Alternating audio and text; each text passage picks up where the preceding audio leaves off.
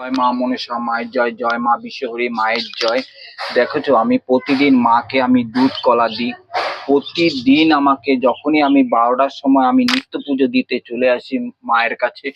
মাকে মালা চড়াই, ভক্তদের নামে আমি মায়ের কাছে জানান দিতে হয়, দেখতে হয় কোন ভক্ত কোন সমস্যায় পড়ে আছে। তা আমি সবসময় বেশিরভাগ উপোস থেকে মায়ের পুজো দিতে হয়। শনিবার মঙ্গলবার করে যখন ঘরে পড়ে তখন আমি সারাদিনে একবেলা সেবা করতে হয়, কিন্তু কষ্ট করি তোমাদের জন্য, ভক্তদের জন্য।